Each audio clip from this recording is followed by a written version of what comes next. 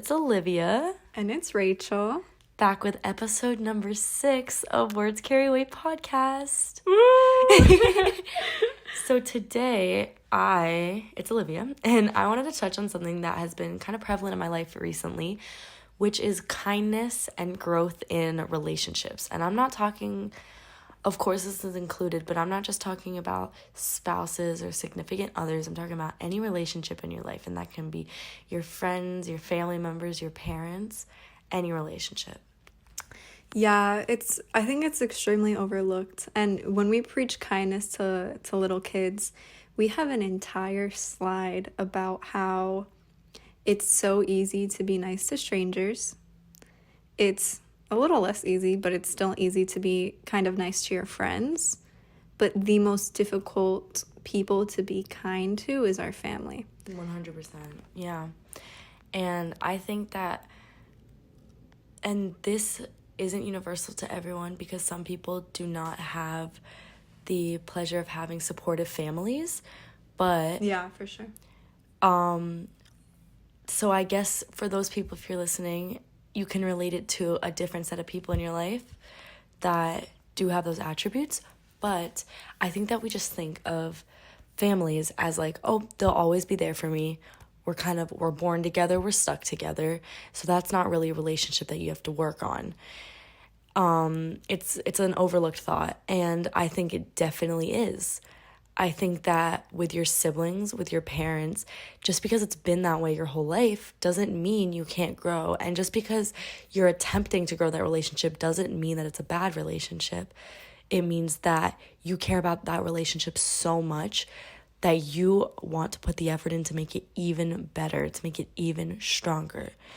And I think that's overlooked a lot with parents because Rachel and I were high school students, right? So we live at home with parents, and there's obviously a dynamic of like adult and child, and that's how it is. But recently I have been in the search for heightening a relationship with one of my parents. And I think that that is a beautiful thing that we can all do. And what I kind of thought of it as is a lot of people think, all right, this is my relationship with my parent. This is what's great. And then this is what's lacking. I'm going to fix that with my kids when I have kids. And that's just kind of a generational thing. Like, all right, this is what's lacking. Let me fix. And their kids, this is what's lacking. Let me fix. This is what's blah, blah, blah, so on, etc. And they don't think, all right, well, this is what's lacking. Why don't we fix it right now? Why don't we heighten that relationship right now? And because your parents, your siblings, if you have any aunts or uncles or cousins that you're close with, grandparents, anyone who maybe is not biological family, but they are family to you, that is an important person to find elevation with that relationship. No matter what, if you think they're a constant in my life, just because they're a constant, just because you're not worried about them leaving you or the relationship ending, which is why people work on their romantic relationships or their friendships, because they're like, well, I don't want it to end, let me make it better. Just because you're not worried about that and you don't have that push doesn't mean you shouldn't try to heighten that relationship.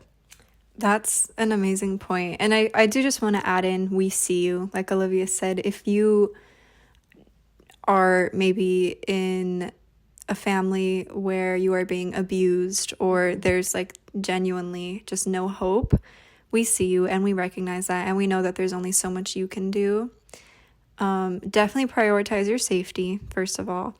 But I love what Olivia is saying, because I have had that mindset of, I don't know for you so much if it's like I'm going to break this generational curse, right. But for me, I've experienced things where I'm like, I will 1,000,000% not do that to my kids. And I think everyone can relate to that on a certain level of like, even if it's nothing crazy, it's not like abuse, but just I don't want this attribute brought onto my kids. It like, yeah, something super simple. Like, I will never do this to my kids. And for a very long time, I kind of like lost hope, and I would look at this relationship with my parent and be like, I will never treat my kids this way, and I wouldn't even pursue anything. But recently, even though it's hard, and I see you if you get ignored or if you're not taken seriously, but it is important to set boundaries and to speak up and to say, this isn't okay, the way you're treating me. And it's so crazy because I had this experience where I told one of my parents, like, it's not right what you're doing to me. And they told me, but my parent did this to me. Yeah. And I was like, that's not an excuse. Like, you're recognizing that it's wrong, but just because your parent did it to you. So all I'm saying is, I know it can be really difficult if you're in a abusive household, or if you don't think that your parent has your best interests, but it is important that we try working on these relationships now, instead of just leaving it for the future if we eventually become parents. And just for my story specifically, the reason that this is resonating so much right now, I personally am not in an abusive household at all. And the issue, I don't want to give any specifics, but the issue that I'm speaking of is not such a drastic issue as abuse or neglect at all. It's minor compared to that, but it still has a lot of importance to me. I think it's amazing that like Olivia is recognizing this, and her family is recognizing that like there's growth, because that's so beautiful. And like Olivia was saying, like, we often disregard familial relationships as like valid relationships that need to be worked on. We think like, oh, maybe with a boyfriend, girlfriend, but I'll do better with my next relationship with my kids. But it's so important that we prioritize family too. And Absolutely. Real quick before I hand it back to Olivia, I do want to mention Olivia has also taught me something from this friendship with her. She's also taught me that friendships need work, and that like we can't just like ignore problems and like pretend they don't exist. Like, it's okay to want to further your friendship and work on things that are being left unsaid, and like it's okay, like it's not a bad thing. I think it's amazing wanting to strengthen your relationship with someone. Yeah, that's true. And just to like base off what Rachel said, that I think we're given people for a reason, and it's not to stay stagnant at all, it's to grow. So with the family thing, for example, that I'm going through, I think that there are ways, if you're listening to this podcast right now and you're thinking, yeah, I have some stuff that I would like to grow with my parents, with my siblings, or your guardian, with someone that lives in your house with you that you think is such a constant, you don't think about working on that relationship.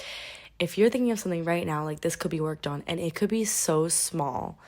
It could be so small as, I wish they hugged me more. Or like I don't know, for me, I had this thing where I was like, I wish you showed support more, or I wish you told me you were proud of me. Yeah, that what Rachel experiences, a lot of other people experience as well. And it could even be a tiny thing, like I wish you made me a different breakfast.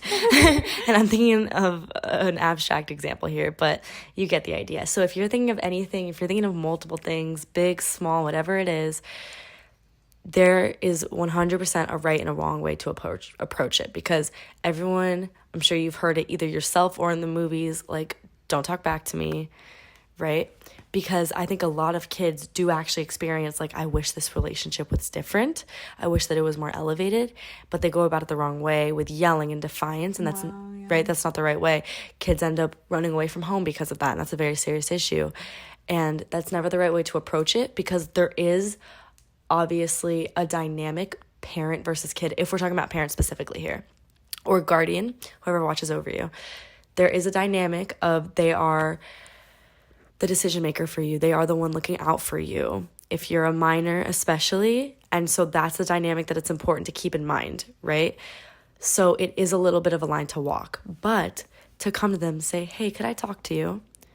Find a space where you know no one else is listening, because it is hard to talk about something if you don't feel comfortable talking around certain people, or you are comfortable, whatever it is.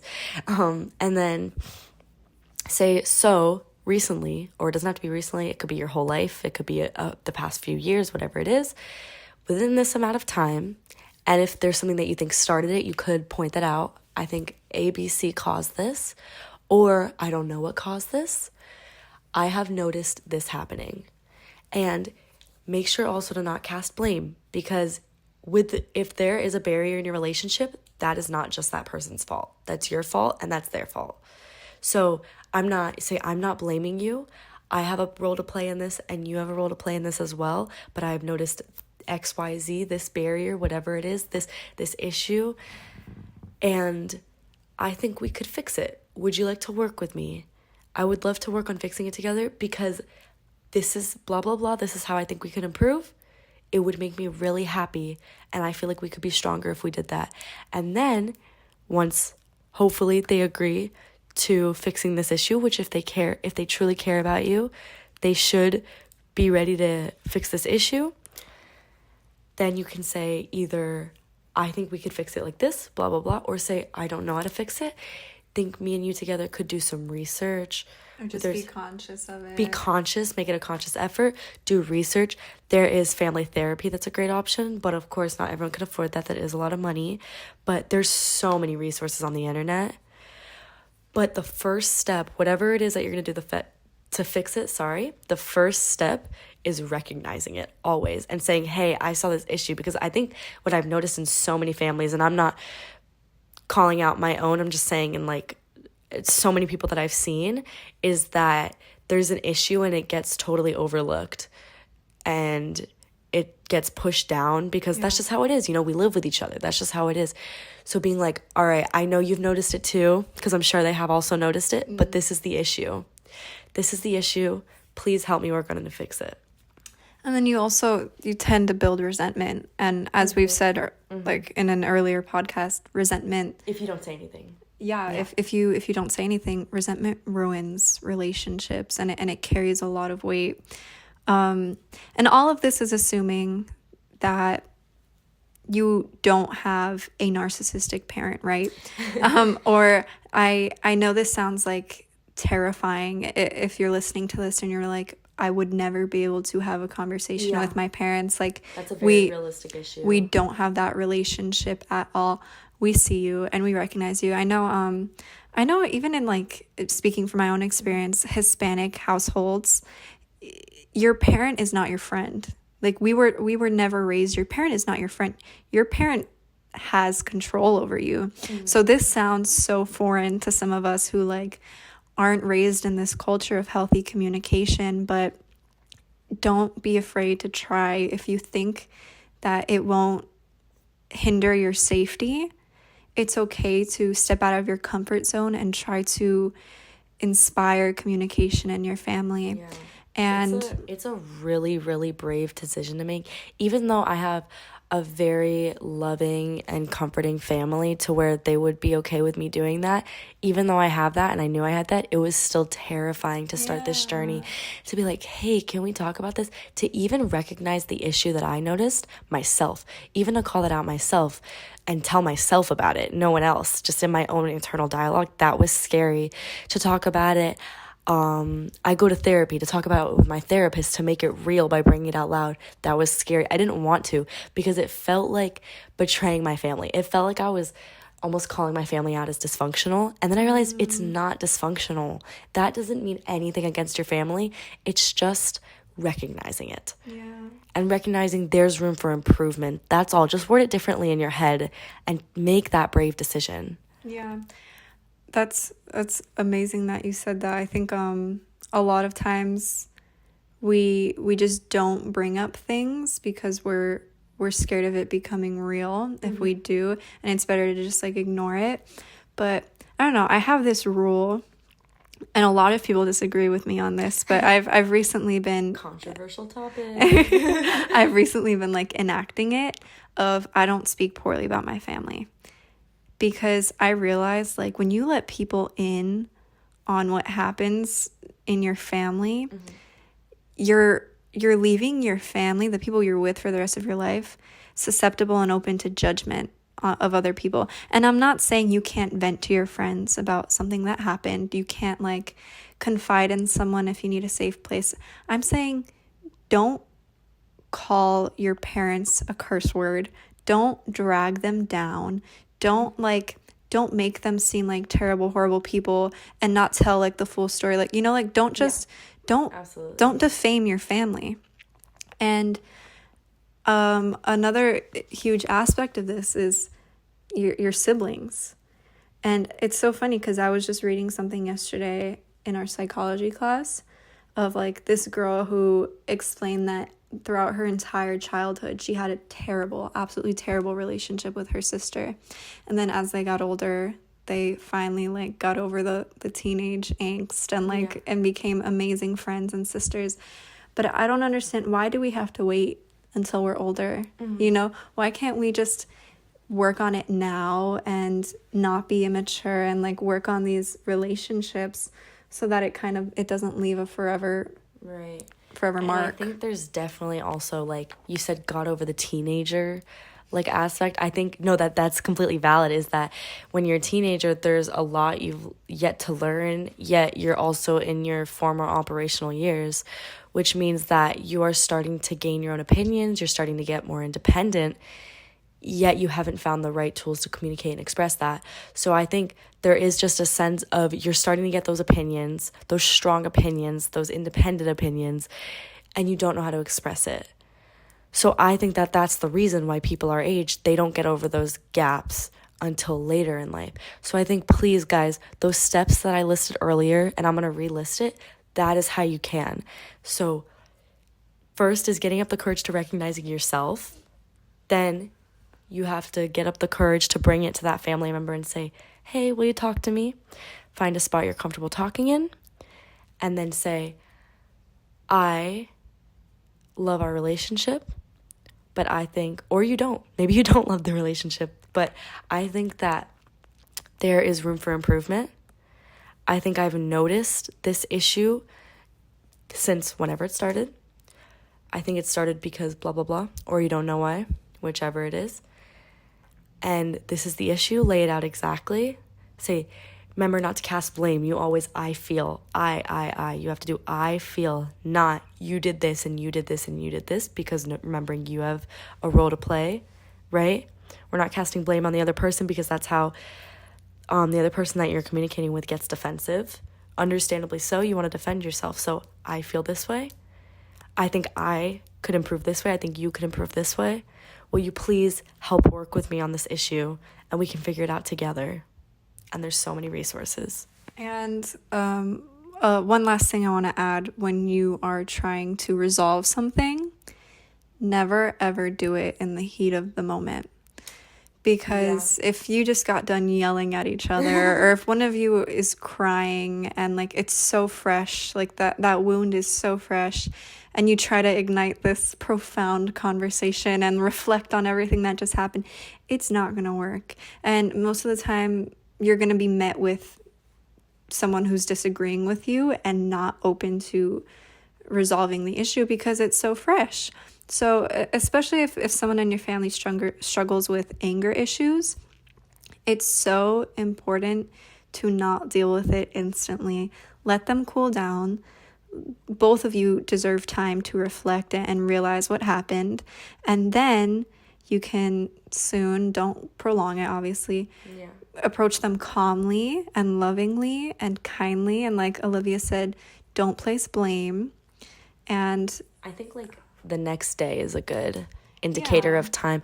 And of course, it's particular to each situation. If that person needs a week, if they need an hour, whatever it is. But I think next day is pretty average. It's so funny. I have a really healthy relationship with one of my parents. And what I've always noticed is that if something happens, which is very unusual, if something happens, I always know I can go to sleep and wake up to an apology.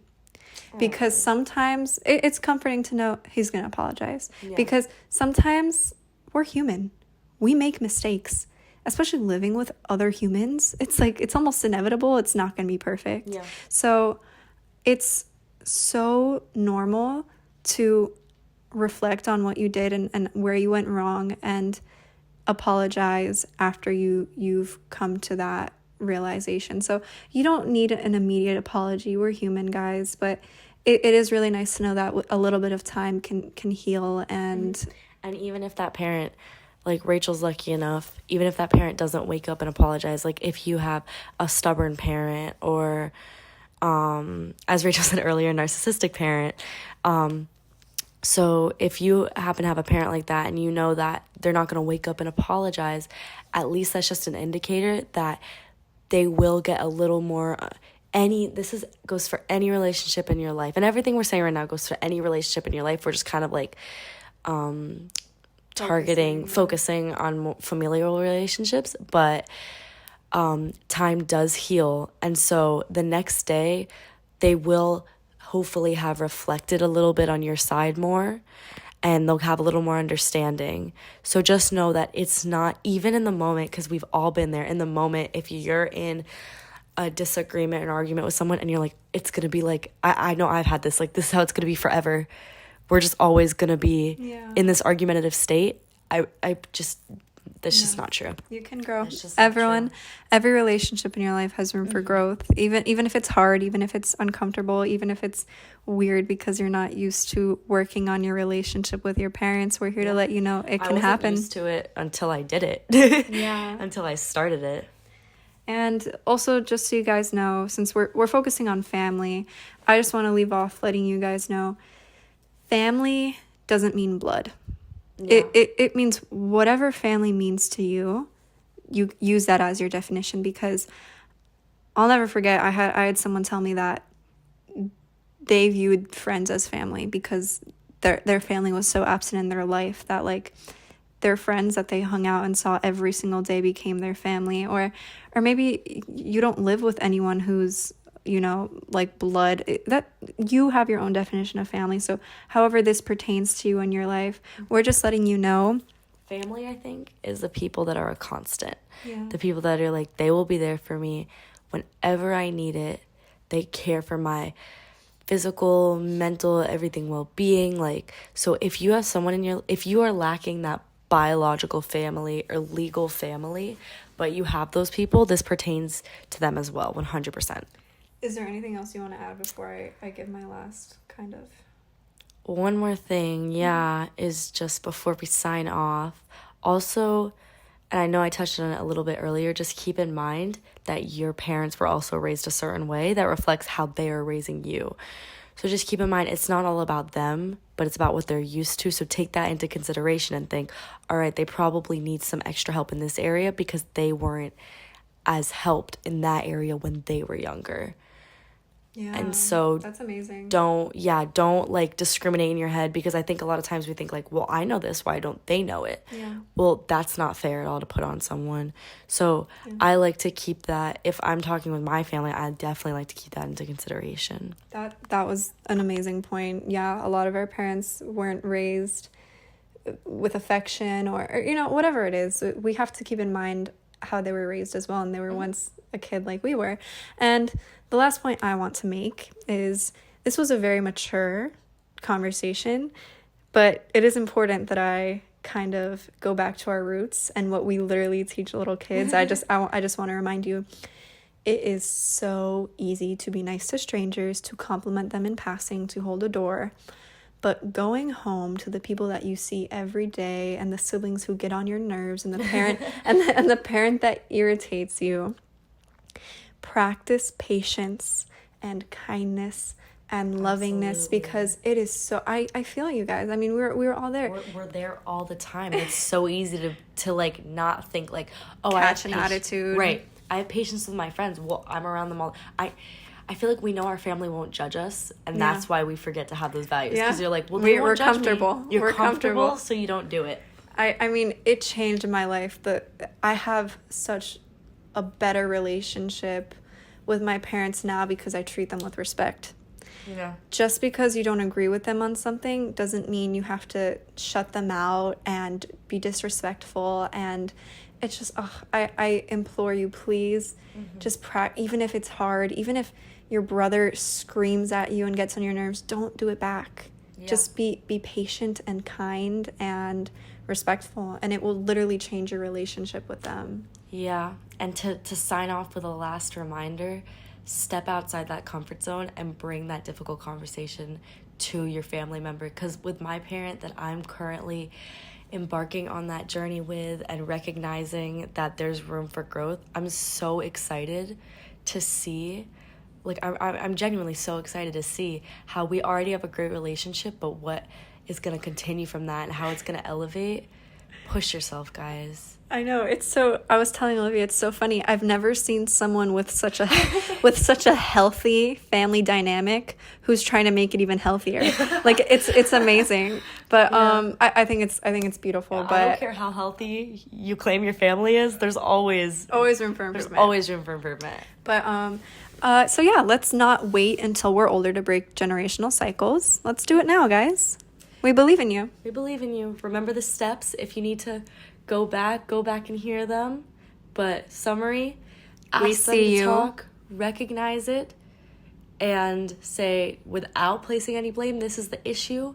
Please help me work on it. That's the gist. We see you guys. We hear you guys. And if you need anything, you know where to find us. We love you. DM us if you have any questions. We'll literally be there for you. Your therapist. Like, we'll give Not advice. licensed. Unlicensed advisory committee is gonna be us.